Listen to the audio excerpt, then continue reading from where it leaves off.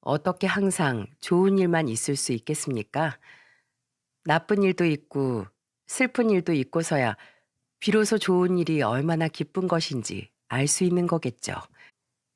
저는 최근 아주 행복한 하루하루를 보내고 있습니다. 그리고 지금의 행복을 얻기까지 제게도 아주 많은 일이 일어났어요.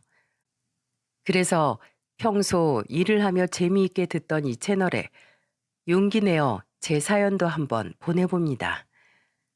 저는 전라도의 한 소도시에서 태어났습니다. 저희 가족은 부모님과 저, 2살 터울의 남동생, 이렇게 네 식구였어요. 중국집을 오래 운영하신 아버지와 주부인 어머니 사이에서 저와 남동생은 굉장히 사이좋게 자랐죠. 저희가 어릴 적부터 쭉 중국집을 운영하셨던 아버지는 한 번씩 가족들을 가게로 불러 짜장면을 먹이곤 하셨습니다. 그리고 가족들이 한 젓가락 뜨기를 눈이 빠지게 기다리신 후 우리에게 맛평가를 종용하셨죠. 그렇게 아버지는 장사하랴 레시피 연구하랴 바쁜 와중에도 한 달에 한 번은 엄마와 함께 꼭 봉사를 나가셨습니다. 어느 날은 노숙자를 위해 볶음밥을 만들어 대량 기부를 하기도 하셨고, 또 어느 날은 사회적 소외계층을 위한 김장 봉사에 참여하기도 하셨죠. 음식을 업으로 삼은 아버지와 갖은 음식 관련 봉사를 다녔던 영향으로 주부였던 저희 엄마의 음식 솜씨는 매우 훌륭했습니다. 그 중에서도 엄마의 김치는 단연 일품이었죠. 엄마, 김치 좀 더 주세요. 오래된 거요, 묵은 김치. 얜 어린애가 왜 이렇게 묵은 김치를 좋아할까? 신기해라. 다 큰 어른들도 군내 난다고 별로 안 좋아하는 사람 꽤 있는데. 특히 저는 오래 묵힌 김치를 제일 좋아했습니다. 김치볶음밥도 김치찌개도 심지어 족발과 보쌈, 칼국수를 먹을 때도 항상 묵은 김치를 찾았을 정도로요. 시간이 흘러 저는 대학에 합격해 서울 상경을 하게 되었습니다. 험난한 서울살이를 무사히 견뎌내고 대학을 졸업한 뒤엔 중견기업에 취업도 했어요. 비록 대기업은 아니었지만 꽤 인지도 있던 곳이라 초봉도 나이에 비해 제법 높게 시작을 했죠.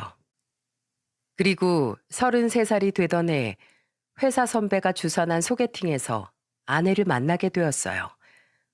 아내는 뭐랄까 속물적이고 철없는 사람이었습니다. 한선주예요. 평범한 중소기업 다니고요. 태경 씨는 중견기업 다니신다면서요? 집에 재산은 많으세요? 저희 집은 아빠가 엄하시긴 한데 그냥저냥 평범해요. 제 벌이도 마찬가지고요. 그래서 한 살이라도 어릴 때 더 조건 좋은 분이랑 결혼하고 싶어요. 속으로 정말 놀랐습니다. 30이 넘어가면 결혼 때문에 어쩔 수 없이 조건을 빼놓고 볼 수 없다는 건 알고 있지만 이렇게 대놓고 말할 수 있는 사람이 있다는 게 신기했어요. 지나치게 솔직한 모습에 저는 오히려 호감을 느꼈죠. 겉으로 내숭덜면서 아는 음흉한 사람들도 많은데 차라리 저렇게 솔직하니 제게 거짓말은 안 하겠구나 싶었어요. 1년 동안 아내를 만나며 쭉 지켜보니 제 예상이 맞더군요. 그래서 이런 여자라면 살면서 적어도 속탈 일은 없겠구나 싶어 1주년 되던 날 저는 아내에게 청혼을 했죠. 결혼이라는 게 생각보다 참 힘든 일이더군요. 아내는 남들 하는 건 다 해야 직성이 풀리는 성격이었어요. 비싼 결혼 반지, 호텔 예식, 야외 스냅 촬영 등등. 그리고 그것들을 전부 SNS에 올리고는 반응을 보며 흡족해하는 사람이었죠. 허리가 휠 것 같긴 했지만 주위에서 그러더군요. 한 번뿐인 결혼인데 웬만하면 여자들 하고 싶은 대로 그냥 두는 게 살면서 두고두고 말이 안 나온다고 말입니다. 다행히 그동안 모은 돈과 제 벌이가 그 정도는 충당할 만했기에 저는 아내의 의견을 최대한 맞춰주었습니다. 이후 아버지가 지원해 주신 약간의 돈과 제가 모은 돈을 합쳐 아내와 저는 서울의 아파트 한 채를 매매해 신혼생활을 시작했어요. 아내 또한 처가의 도움으로 혼수를 해왔고요. 그런데 나중에 알고 보니 아내가 사온 것들 중 일부는 카드 할부를 통해 산 것이었더군요. 당신, 이렇게 함부로 살 거면 나랑 미리 상의를 했어야지.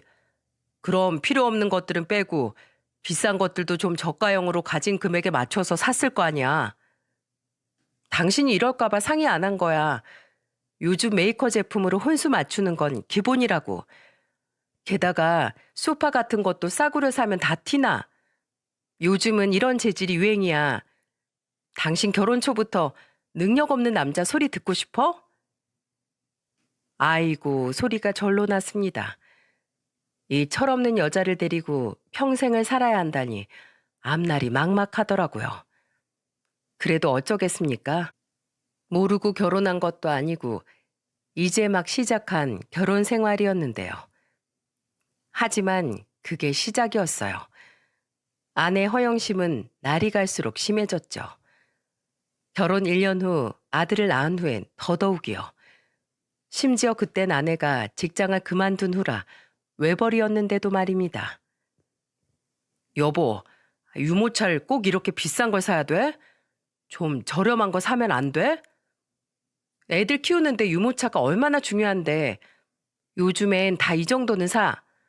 그리고 나 돈 잘 버는 남자랑 결혼한 거 주변에서 얼마나 다들 부러워하는데 자존심 상하게 그런 저가 제품을 어떻게 사? 그런 건 SNS에도 못 올려. 당신 자기 자식한테 쓰는 돈이 그렇게 아까워? 정작 자신도 SNS에 올려 사람들에게 보이기 위해 사치 부리는 거면서 아내는 제게 도리어 화를 내더군요. 자식까지 들먹이니 말문이 막혔습니다. 아내에게 한마디 할까 했지만 이내 이런 생각이 들더군요. 그래, 이 사람도 아이 때문에 회사도 못 나가고 집에만 있는데 스트레스 풀 때가 있어야지. 내 용돈, 내 약속 좀 줄이면 되니까 내가 양보하자. 내가 선택한 내 가족이니까. 전 그렇게 화가 날 때마다 아내를 이해하려 노력했습니다. 덕분에 우리 부부는 가끔 투덕거릴지언정 크게 싸우지는 않게 되었죠. 하지만 그 또한 오래가지 못했습니다. 나름 탄탄한 중견기업이었기에 평생 직장이라 여기고 열심히 일했는데 한 1년여간 회사에 흉흉한 소문이 돌더니 결국 갑자기 회사가 문을 닫고야 만 겁니다. 부도가 난 거죠. 회사에서의 마지막 근무를 마치고 집으로 돌아온 날이었어요. 생전 집에서 술 한 잔 마신 적이 없었는데 그날은 너무 우울하고 허무하더라고요. 그래서 집으로 오는 길에 과자 한 봉지와 소주 한 병을 사가지고 들어왔죠. 그런데 아내의 반응이 정말 너무하는 겁니다. 당신 지금 제정신이야?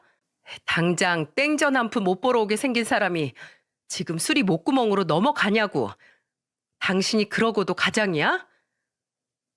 어안이 벙벙했습니다. 그날 하루만큼은 저를 위로해 주지 못해도 적어도 가만히 내버려 둘 순 있는 거 아닙니까? 너무 서러웠어요. 전 아내에게 따져 물었죠. 내가 그동안 가장 역할을 못했던 것도 아니고 그냥 오늘 하루만 좀 스스로를 위로하고 싶어서 딱 소주 한 병 사들고 온 건데 이게 그렇게 잘못된 거야? 아, 몰라. 당장 긁어놓은 할부가 얼만데. 내 팔자야. 당신 퇴직금은 제대로 나오는 거 맞긴 하지? 회사에서 그렇게 공지 돌렸으니까 주겠지. 그럼 일단 됐어. 아무튼 당신 오늘은 봐줄 테니까 내일부터는 빨리 이직 자리 알아봐야 해. 그렇다고 자존심 상하게 아무 찌끄레기 회사나 들어가지 말고. 아내의 말도 말이지만 어쨌든 제겐 부양할 가족이 있던 터라 다음 날부터 저는 열심히 이직 자리를 알아봤습니다. 처음엔 경력도 있고 부도가 났을지언정 이름 있던 회사에 몸담고 있었으니 이직에 금방 성공할 줄 알았어요. 하지만 그게 뜻대로 되질 않더라고요. 당연히 성공할 줄 알았던 회사에선 면접에서 미끄러지기 일쑤였고 하다못해 눈을 낮춰 중소기업에까지 도전을 했지만 작은 회사에서는 제 희망 연봉을 부담스러워 하더군요. 그렇게 한 달, 두 달이 지나자 아내는 점점 제게 눈치를 주기 시작했습니다. 여보, 이런 샐러드 말고 먹을 거 또 없어? 없어. 난 냄새 나는 음식은 딱 질색이야. 그래서 난 김치도 안 먹는다고. 하루 종일 맨밥에 빵에 풀떼기만 먹으니까 기운이 안 나. 당신 참 양심도 없다. 돈도 못 벌어오면서 반찬 투정하고 싶어? 젓갈이랑 국 하나만 끓여놓고 먹어도 이 샐러드 값보단 덜 나오겠다 하고 말하고 싶었지만 저는 긁어 부스럼을 만들기 싫어 말을 꾹 삼켰습니다. 아내가 냄새가 강하거나 기름진 음식을 싫어하는 건 알고 있었지만 이 정도일 줄은 몰랐어요. 저는 아침은 먹지 않고 점심은 항상 회사에서 먹었고 집에서 아내와 밥을 먹을 때는 간단히 토스트나 샐러드를 먹곤 했었거든요. 주말에는 이탈리안 레스토랑이나 브런치 카페를 이용하곤 했고요. 그런데 일주일 내내 삼시세끼를 모두 아내에게 맞춰서 먹자니 아주 고역이더군요.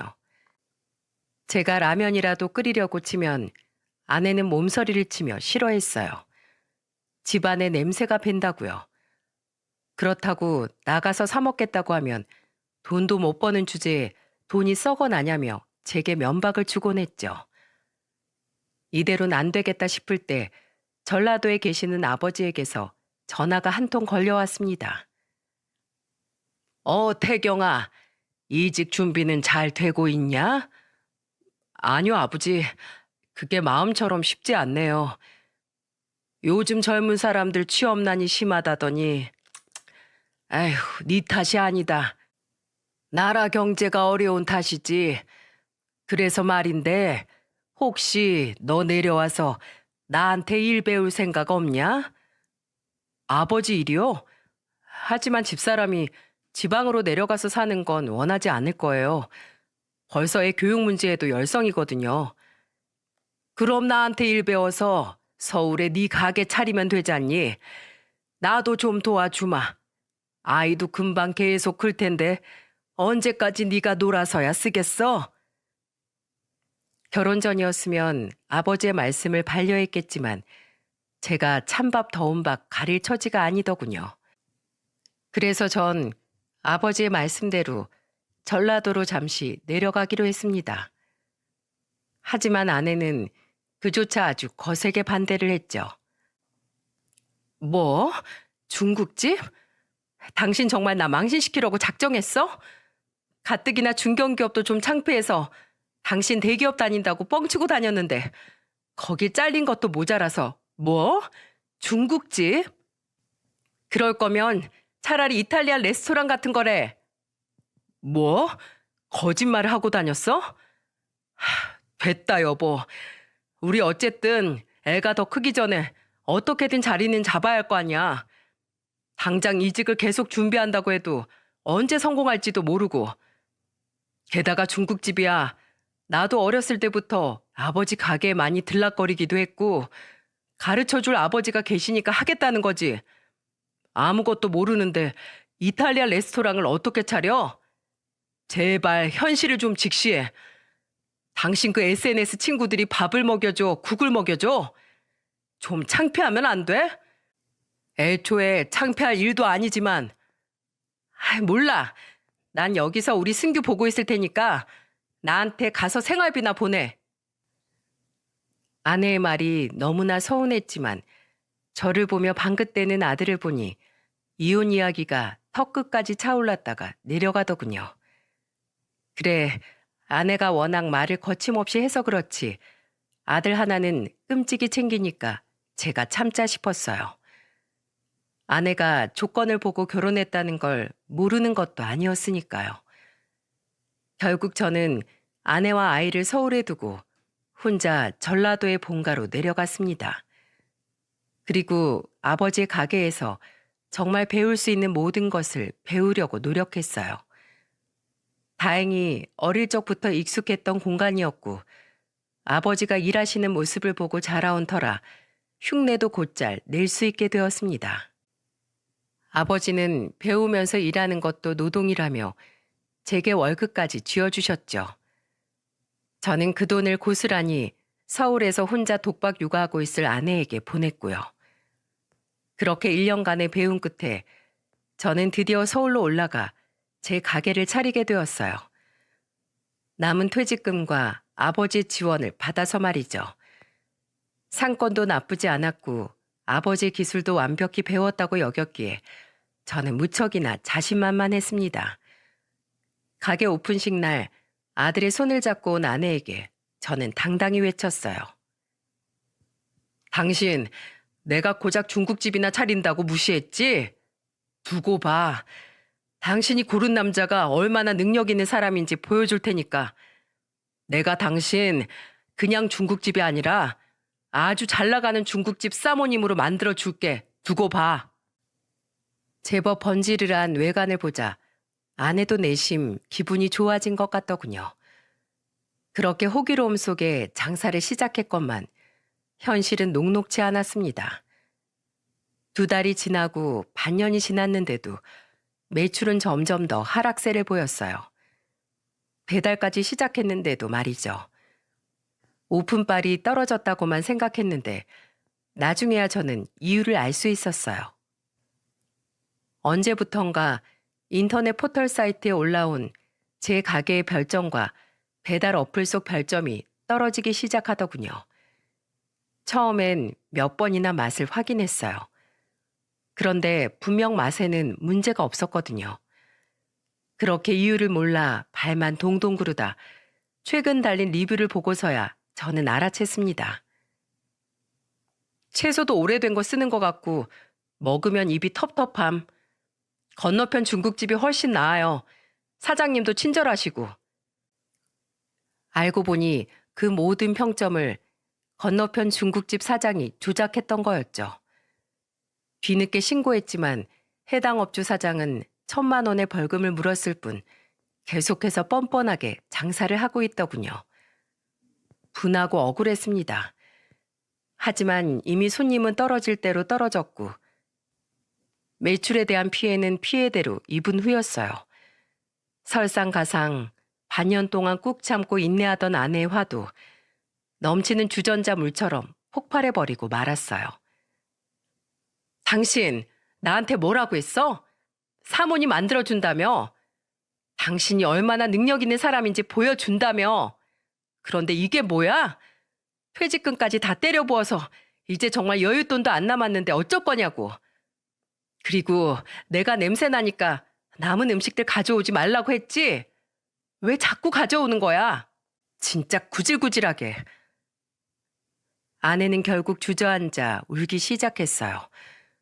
저도 울고 싶었지만 차마 자존심이 상해 아내 앞에선 울 수가 없겠더군요. 그래서 저는 그 밤에 다시 가게로 돌아갔습니다. 소주 한 병을 사서 말이에요. 그렇게 남아서 다음날 쓰지도 못할 짜장 소스에 찬밥을 비벼 먹고 있는데 갑자기 가게 문이 열리는 겁니다. 그리고 문을 연 사람은 굉장히 의외의 인물이었어요. 누구세요? 짜장면 팔아요? 그건 바로 7살쯤 되어 보이는 웬 남자애였어요. 저는 아이 뒤에 보호자가 함께 오고 있나 싶어 문 뒤를 두리번거렸지만 아무도 들어오질 않더군요. 밤 9시가 넘었는데 말이에요. 꼬마야, 엄마나 아빠는 같이 안 왔니? 네, 저 짜장면 먹고 싶은데. 꼬마는 그렇게 말하면서 주머니를 뒤져 꾸깃거리는 5,000원짜리 한 장을 꺼냈습니다. 저희 가게 기본 짜장면은 6,000원이었는데 말이에요. 가게 문도 닫았고요. 그런데 아이의 눈이 정말 간절했기에 저는 차마 돈이 모자라다는 말도 가게 문을 닫았다는 말도 하지 못했어요. 게다가 이 시간에 부모가 함께 없다는 건 무슨 사정이 있어도 있는 것 같아 그 아이를 그냥 내쫓지도 못했죠. 저녁 안 먹었니? 네, 아직이요. 기다려 봐라. 돈은 안 받을게. 어차피 못 팔 것 같은 음식들이 있거든. 그리고 저는 주방으로 가 집에 싸가지고 갔다가 아내에게 쫓겨난 짜장면과 탕수육을 꺼냈죠. 조금 식긴 했는데 같이 먹자. 감사합니다. 아이는 예의 바르게 제게 인사하더니 며칠을 굶은 사람처럼 마구 식사를 하더군요. 무척이나 짠했습니다. 그리고 아이에게 자초지정을 물어보려던 찰나 아이는 잘 먹었습니다 하며 제게 인사를 꾸벅하곤 문 밖으로 총총 사라지더라고요. 뒤늦게 아이를 따라 나가봤지만 골목으로 꺾은 건지 어쨌는지 아이는 눈에 보이지 않았습니다. 마치 꿈을 꾼 것 같았죠. 이후 저와 아내는 하루가 멀다 하고 다투기 시작했어요. 그럴수록 저는 집에 머무는 시간이 점점 짧아졌고요. 아내와의 다툼이 힘든 것도 있었지만 어떻게든 가게를 살려보려고 발버둥을 쳐야 했거든요. 인터넷에 여러 영상을 찾고 예전 아버지처럼 가진 레시피를 시도해 보았죠. 저만의 레시피를 찾기 위해서요. 덕분에 맛은 더 향상되었지만 찾아오는 손님이 있어야 매출이 늘 거 아닙니까? 언제 끝날지 모르는 괴로운 시간은 끊임없이 지속되었고 결국 아내 입에서 이혼이라는 말이 나오고야 말았어요. 우리 이혼해. 유책 사유는 당신한테 있으니까 애랑 내가 살 수 있게 이 아파트는 나한테 줘. 양육비도 매달 200만 원씩 주고. 여보, 그게 무슨 말이야? 내가 조금만 기다려 달랬잖아. 그리고 가게가 이 모양 이 꼴이라 매달 마이너스인데 내가 무슨 수로 월 200만 원씩을 당신한테 줘. 그럼 망한 건 당신인데 나까지 거짓골로 계속 살라고? 여보, 힘들 때 서로 같이 헤쳐나가는 게 가족이잖아. 내가 여태 당신이 하고 싶다는 거 못하게 한 적 있어? 필라테스 다니는 거, 애 용품 비싼 거만 사드리는 거 전부 말이야. 나도 힘들지만 당신하고 애 생각해서 참고 버틴 거야. 아, 그러니까 참지 말고 그냥 이혼하자고. 저는 아이를 위해 최선을 다해 아내를 붙잡았어요. 든든한 아버지를 보고 자라왔던 터라 아들에게 아버지가 얼마나 필요한 존재인지 잘 알고 있었으니까요. 아내는 이혼 이야기를 꺼낸 이후 저에게 아주 냉담해졌습니다. 저는 저대로 힘든 시간을 보내던 와중 엄마가 제게 전화를 하시더군요. 아들, 잘 지내고 있어? 장산 잘 되고? 엄마. 마흔이 다 된 나이에 저는 창피하게도 엄마의 목소리를 듣자마자 울음을 터뜨리고 말았어요. 그동안 꾹꾹 눌러왔던 서러움이 터진 거죠. 괜찮다, 괜찮어. 사람 사는 일이라는 게 다 그런 거야. 그럴수록 순규 어머니랑 같이 힘내서 헤쳐나가면 된다. 이럴 땐 가족한테 기대야 서로 더 단단해지는 거야. 저는 차마 엄마에게 아내에 관한 이야기를 꺼내지 못했습니다. 큰 소리 떵떵 치며 집안의 도움까지 받았는데 모든 게 다 엉망이 되고 있다는 말을 꺼낼 용기가 없었어요. 그리고 며칠 뒤 저는 엄마에게 문자를 한 통 받았습니다. 태경아, 엄마가 네가 제일 좋아하는 묵은 김치 좀 싸서 택배로 보냈다. 힘내고 사랑한다 내 아들. 문자를 받고 일하는 내내 얼마나 눈물이 나던지요. 퇴근한 저는 오랜만에 엄마의 김치를 먹을 생각에 신이 나 한달음에 집으로 달려왔어요. 제가 도착하자 마침 아내는 도착한 택배를 뜯고 있더군요. 여보, 그거 엄마가 아이씨 냄새. 이게 뭐야? 묵은 김치잖아. 아내는 택배를 뜯자마자 코를 틀어막더군요. 그리고 이어진 아내 행동에 저는 그만 경악하고 말았습니다. 당신 지금 뭐 하는 거야? 아내는 제가 보는 앞에서 묵은 김치를 음식물 처리기에 곧장 넣어버렸어요. 그것도 아주 더러운 걸 만지듯 아주 획 던져버리더라고요. 노인네가 집에서 심심한가? 아이씨, 냄새 토할 것 같네. 충격적이었어요. 아무리 평소에 냄새나는 음식을 싫어했어도 그렇지 택배 상자에 떡하니 저희 엄마의 이름이 적혀 있는데 제가 보는 앞에서 그걸 그렇게 버려버릴 수 있단 말입니까? 눈물이 왈칵 나더라고요. 아들인 저를 생각하며 정성스럽게 통에 김치를 담았을 엄마가 상상이 되어서요. 그리고 깨달았습니다.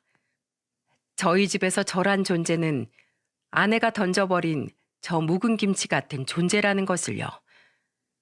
그리고 그때 소란을 들은 아들이 방에서 뛰어나오더군요. 와, 할머니 김치다. 그러더니 글쎄 바닥에 후두둑 떨어진 그 김치 조각을 맛있게 집어먹는 게 아니겠어요?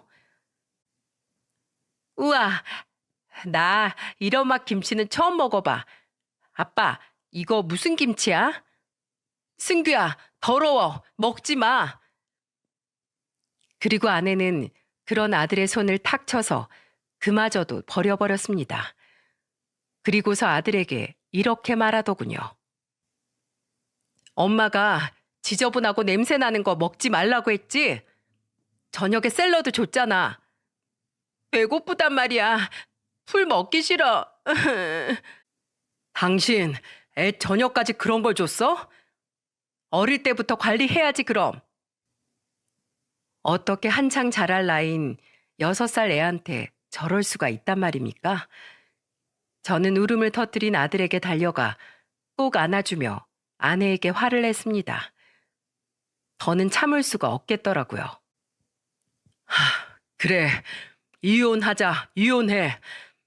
나 당신이 나한테 모질게 구는 건 다 참을 수 있었어. 우리 애한텐 잘했으니까. 그런데 어떻게 이 시간에 애가 배가 고파서 땅에 떨어진 김치를 주워 먹게? 그리고 어떻게 우리 엄마가 보내준 김치를 내 눈앞에서 그렇게 망설임 없이 버릴 수가 있어? 나 당신한테 있는 정 없는 정 다 떨어졌어. 그래, 이혼해, 하자고. 저는 악에 받쳐 소리를 질렀습니다. 그런 제 울부짖음에도 아내는 눈 하나 깜짝하지 않고 오히려 코웃음을 치더군요. 그래, 제발 하자 해. 저번에 내가 했던 말 기억하지? 다 내놓고 당신 몸만 나가. 이혼 서류는 내가 당신 가게로 직접 보낼 테니까. 아니, 그렇겐 못하겠어. 오늘 보니까 당신은 애를 망칠 사람이야. 자기 주장만 내세우면서 아이 의견은 모조리 묵살해 버릴 거라고. 너처럼 인간도 안 된 년한테는 애도 돈도 아무것도 못 줘. 애초에 이 집 내가 해왔고 당신이 이 집에 기여한 건 아무것도 없어. 내가 이렇게 힘들 동안 당신은 뭘 했어? 허구한 날 애 어린이집 보내고 밖으로 싸돌아다니고 내 밥 한 번 제대로 챙겨준 적 있어? 나갈 거면 당신이 나가. 알았어? 그리고 저는 그 자리에서 바로 장인어른께 전화를 했습니다. 저희 장인어른 호랑이 같은 분이셨거든요. 아내조차 장인어른 앞에선 찍소리 못할 정도로요. 그래, 강서방. 이 저녁에 무슨 일인가? 안녕하세요, 장인어른. 드릴 말씀이 있어 전화드렸습니다. 단도직입적으로 말씀드릴게요. 저 이 사람과 더는 못 살겠습니다.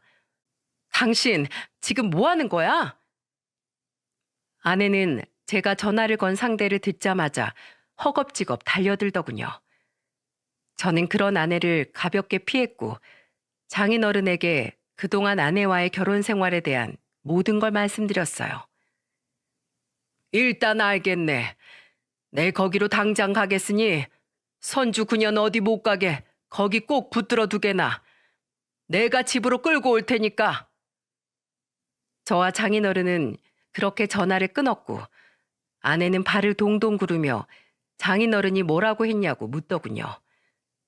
저는 아내를 잡아들여 말을 얼버무렸고 차로 30분 거리에 사시던 장인어른은 차를 얼마나 밟으셨는지 20분 만에 저희 집에 도착하셨죠. 아빠!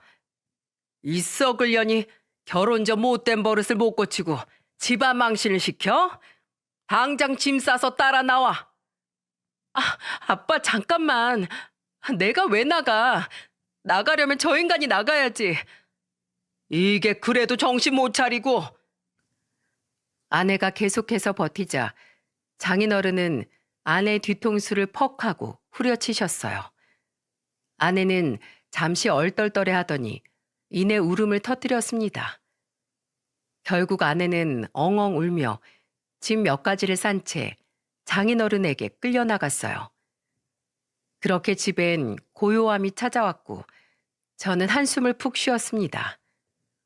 그동안 어떻게든 잘해보려 노력했던 지난 세월이 너무 허무해서 말이죠. 그리고 아들 승규는 제게 울먹이며 묻더군요. 아빠, 엄마 어디가? 왜 외할아버지가 화가 났어? 저는 잠시 망설였어요. 이 어린아이한테 이 상황을 도대체 어떻게 설명해야 할지요. 한참을 고민하다 저는 아들에게 이렇게 말해주었죠. 다 커서도 반찬 투정하면 저렇게 혼이 나는 거야. 우리 승규는 절대 그러면 안 돼.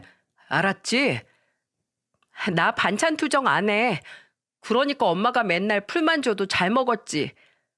그래, 잘했어. 앞으론 아빠가 김치든 고기 반찬이든 다 챙겨줄게. 그동안 아빠가 너무 우리 승규한테 무심했어. 미안해. 이후 이혼은 그동안의 세월이 무색하게끔 싱겁게 끝났습니다. 아내는 장인어른에게 호되게 혼이 났는지 순순히 저와 합의 이혼을 하더라고요. 저는 아내에게 한 푼도 넘겨주지 않았고 경제력이 없던 아내는 아이의 양육권과 친권마저 제게 빼앗기고 말았죠. 그렇게 이혼을 했다고 해서 제 인생이 한결 나아진 건 아니었습니다. 저는 이제 아들을 혼자 키우며 장사까지 해야 했어요. 제 부모님께서도 고향에서 일을 하셔야 했기에 육아를 도와주실 수가 없었거든요. 엄마가 주부시긴 했지만 아버지의 가게 일을 함께 돕고 계셨으니까요. 다행히 저는 아들을 가게에서 가까운 유치원에 입학시킬 수 있었고 아들은 고맙게도 하원 후엔 혼자서 제 가게로 찾아와 주었어요. 아들은 퇴근 후 가게로 와 저와 함께 가게 문을 닫고 집으로 돌아갔죠. 아들은 저와 식성이 비슷했어요. 그래서 가리는 음식 없이 제가 주는 건 뭐든 잘 먹었죠. 게다가 그때 처음 맛본 묵은 김치가 무척이나 맛있었는지 어떤 음식이든 묵은 김치와 함께 먹더라고요. 그러던 어느 날이었어요. 여느 때와 같이 아들에게 짜장면과 묵은 김치를 내어주고 아들이 먹는 모습을 지켜보고 있었는데 문득 이런 생각이 들더군요. 묵은 김치를 짜장면이랑 같이 내놓으면 어떨까? 중국집에선 보통 단무지를 함께 주지 않습니까? 김치를, 그것도 묵은 김치를 주는 곳은 생각해보니 본 적이 없었어요. 승규야, 짜장면이랑 묵은 김치랑 같이 먹으면 어때? 단무지보다 맛있어? 우리 할머니 김치랑 먹는 짜장면이 우주 최강으로 맛있어. 저는 잠시 고민을 하다가 이내 테스트를 해보기로 마음먹었습니다. 어차피 짜장면의 레시피가 바뀌는 것도 아니고 곁들인 반찬 하나를 더 주는 것뿐이잖아요. 저는 그날 이후 손님들에게 묵은 김치를 함께 내어드리기 시작했어요. 그리고 손님에게 정중히 평가를 요청했죠. 대체로 반응은 좋았어요. 저는 거기에 그치지 않고 다양한 업체에서 묵은 김치를 주문해 손님들에게 내어드렸죠. 하지만 역시나 제일 반응이 폭발적이었던 건 저희 엄마가 담그신 김치였습니다. 저는 엄마에게 전화해 혹시 남은 묵은 김치가 얼마나 있는지 여쭤보았어요. 그리고는 요즘 엄마의 김치를 가게에서 내놓고 있다는 말씀을 드리며 조금 더 보내주실 수 있는지 조심스럽게 물었죠. 갑작스런 제 말에 엄마는 잠시 고민을 하시는 것 같았어요. 그리고는 제게 이런 제안을 하시더군요. 지금이야 김치에 여유가 있는데 엄마도 나이가 들어서 매번 가게에 내놓을 만큼의 김치를 혼자 담그기엔 힘에 부칠 것 같구나. 그렇다고 네가 거기서 장사하기도 바쁜데 어떻게 매번 김치를 담그고 있겠어? 그러지 말고 내가 이쪽에서 날 도와줄 사람들을 알아볼 테니 사람 몇 명을 더 쓰는 게 어떻겠니? 저는 엄마의 말에 적극 찬성을 했습니다. 그리고는 적극적으로 인터넷에 홍보를 하기 시작했어요. 하지만 이미 평판이 많이 떨어진 상태라 쉽게 손님이 늘진 않더군요. 맛과 저희 가게만의 특색도 갖추었건만 손님이 오질 않으니 정말 미칠 노릇이었어요. 정말 건너편 가게 사장의 머리채라도 쥐어뜯고 싶었죠. 그렇게 머리를 싸매고 고민을 하던 어느 날이었습니다. 여기요, 사장님 계세요? 웬 아줌마 한 명이 가게 문을 열고 들어오더군요. 그런데 그분의 뒤를 따라 들어오는 아이가 무척이나 눈에 익더라고요. 안녕하세요, 아저씨. 그 아이는 바로 예전에 혼자 마감한 가게로 찾아와 짜장면을 찾던 그 남자아이였어요. 그 아줌마는 아이의 엄마라고 자신을 소개하더군요. 그때 저희 아이한테 공짜로 음식을 주셨다면서요? 제가 너무 늦게 찾아왔네요. 늦었지만 이제라도 감사 인사를 드리러 왔습니다. 정말 고마웠어요. 아닙니다. 어차피 남는 거였는데요. 아이에게 별일 없었다니 다행이네요. 그리고 아이의 엄마는 제게 뜻밖의 말을 전해주더군요. 제가 애 아빠랑 사별하고 애를 혼자 키우거든요. 그러다 옆집 애를 잠깐 맡기고 일을 보러 나간 적이 있었는데 그 집 엄마가 애한테 눈을 뗀 사이 애가 혼자 밖에 나간 모양이더라고요. 저희 집이 바로 이 뒤거든요. 근데 얘가 그날 이후로 짜장면 짜장면하고 노래를 부르지 뭐예요. 그래서 원래 시키던 집에서 몇 번 시켜줬는데 이 맛이 아니라면서 어찌나 투정을 부리던지요. 애가 나중에야 사장님께서 자기한테 짜장면을 주셨었다고 털어놓더라고요. 참 고마운 이야기 아닙니까? 제 음식이 그렇게 인상 깊었다니 말이에요. 저는 아이의 머리를 쓰다듬으며 고맙다고 인사했죠. 아저씨네 짜장면이 그렇게 맛있었어? 고마워. 아저씨 요즘 좀 힘들었는데 이런 말을 들으니까 힘이 난다. 앉으세요, 어머님. 앉으세요. 제가 보답으로 짜장면 2그릇 대접해 드릴게요. 한사코 돈을 내고 먹겠다는 아이 엄마의 말을 거절하고 저는 정성스럽게 짜장면 2그릇을 담아내왔습니다. 묵은 김치도 반찬 그릇에 듬뿍 담아서요.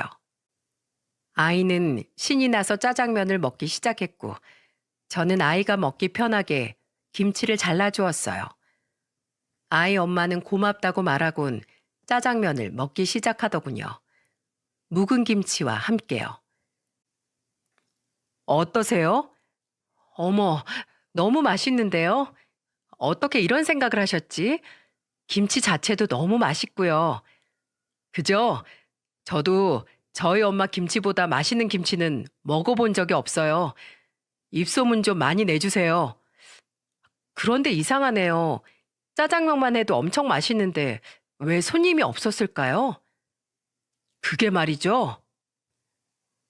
저는 아이 엄마에게 건너편 중국집 사장의 만행을 털어놓으며 하소연을 했습니다. 그러자 아이 엄마가 무척이나 놀라며 안타까워 하더라고요.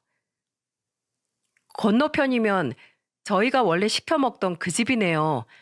사람 그렇게 안 봤는데 장사를 정정당당하게 해야지 그러면 쓰나요?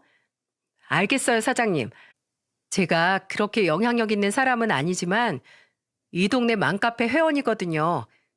이 집 맛있다고 꼭 소문 내드릴게요.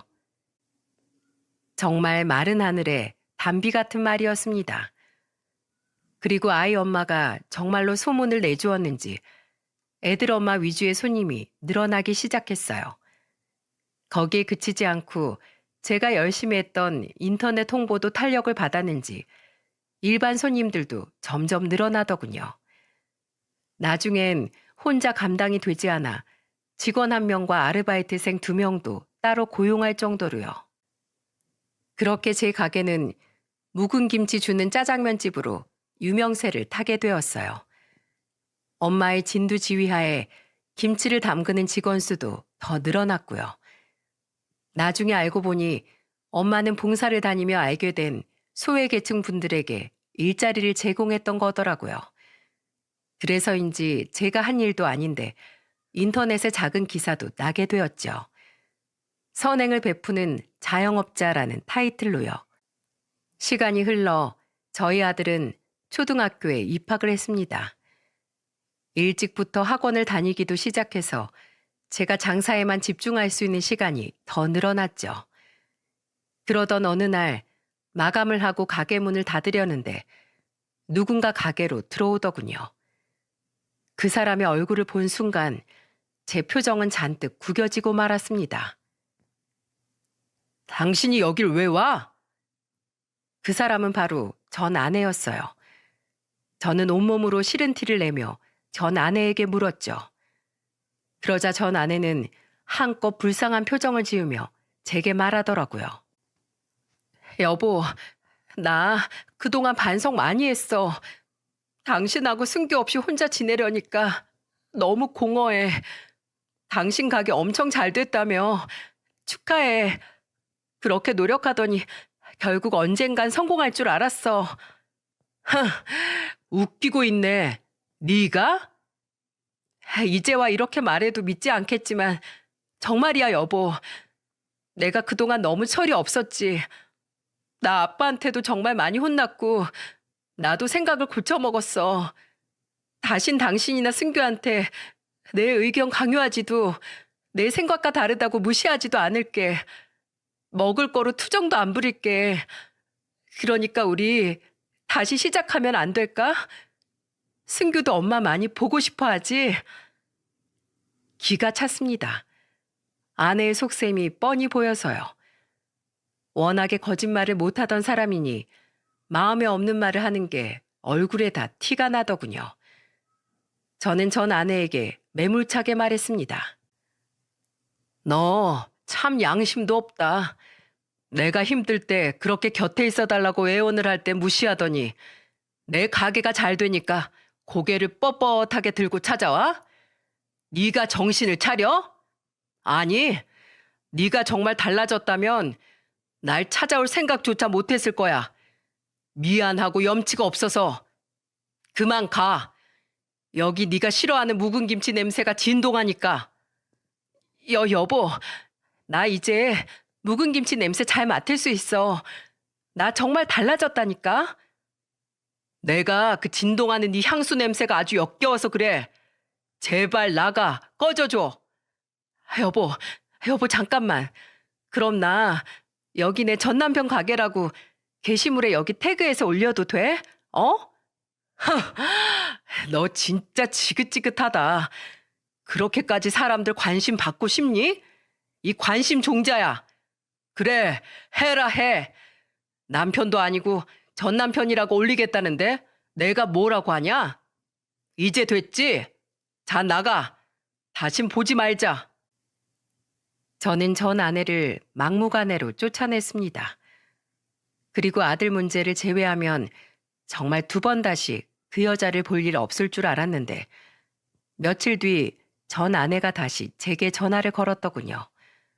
아들 때문에 평생 번호를 차단할 수도 없고 정말 짜증이 솟구쳤어요. 또 왜? 여보, 내가 SNS에 당신 가게 태그해서 올렸더니 당신 지인이란 사람들이 내 글에 막 악플을 달잖아. 남편 힘들 때 버리고 떠나더니 꼴값이라고. 당신 그 사람들한테 연락해서 댓글 좀 지워달라고 해줘. 하트 많이 눌린 글이라 지우기 싫단 말이야. 참 기가 빨렸습니다. 가뜩이나 곧 저녁 시간이라 재료 준비도 해야 해서 저는 마지막으로 한마디를 남긴 채 전화를 끊어버렸어요. 당신, 진짜 내가 가족이었던 예정을 생각해서 진심으로 충고할게. 현실에서 살아, 현실에서. 거기서 관심 좀 받으면 당신이 뭐라도 되는 줄 알지? 아니야. 당신 거기에 집착하다가 결국 어떻게 됐어? 정작 곁에 있던 사람 소중한 줄 모르고 막대하다가 가진 거 전부 잃은 거잖아. 승규 생각해서라도 정신 좀 차리고 밖에 나가서 일을 해. 남의 돈으로 허영심 부리지 말고 차라리 스스로 돈 벌어서 그 돈으로 잘난 척 마음껏 하라고. 나 바빠. 끊을게. 이제 승규 문제 아니면 정말 나한테 연락 좀 하지 마. 그럼 정말 접근 금지 신청이라도 해버릴 테니까. 저는 그렇게 전화를 끊었고 부끄러움을 아는 건지 아니면 제가 신고한다는 말이 무서웠던 건지 전 아내는 정말로 제게 연락을 더 이상 하지 않았습니다. 친구들에게 들어보니 SNS 게시글도 전부 내린 것 같더군요. 그렇게 저는 이혼한 지 1년이 지난 지금 행복하게 잘 살고 있습니다.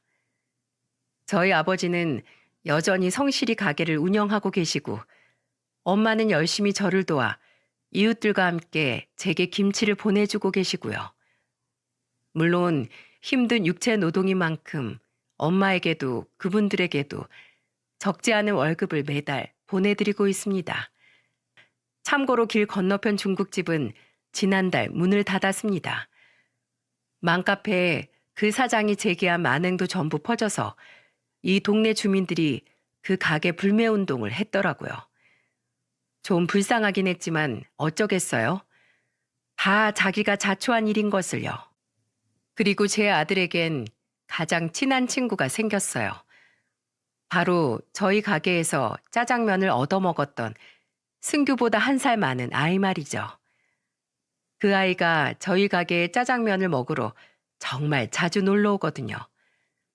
덕분에 그 아이의 엄마 또한 저희 가게에 자주 놀러 오게 되었습니다. 일이 늦어질 때면 저희 가게에서 그 아이를 맡아주곤 했거든요. 그리고 남사스럽지만 저는 그 아이의 엄마와 아주 조심스러운 만남을 시작했답니다. 서로 한 번씩 아픔을 겪은 터라 조심스러운 만큼 서로에 대해 더 잘 이해해 줄 수 있어 위로가 많이 되더라고요. 여러분, 인생에 일어난 일에 우연은 없다는 말이 있습니다. 지금 일어난 일은 어떤 식으로든 다음 미래로 자신을 보내준다고 하네요. 전 아내가 엄마가 보내주신 김치를 버리지 않았다면, 그래서 제 아들이 묵은 김치를 처음 맛보지 않았더라면 지금 어떻게 되었을까요? 제가 짜장면을 먹고 싶다며 찾아온 아이를 그냥 내보냈더라면요?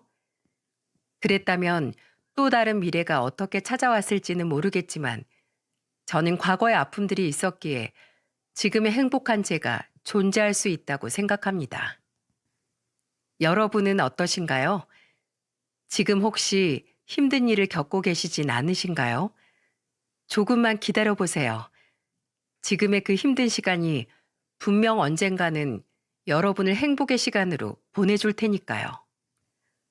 그럼 여기까지 제 이야기를 들어주신 모든 분들 항상 건강하시고 행복하시길 빕니다. 감사합니다.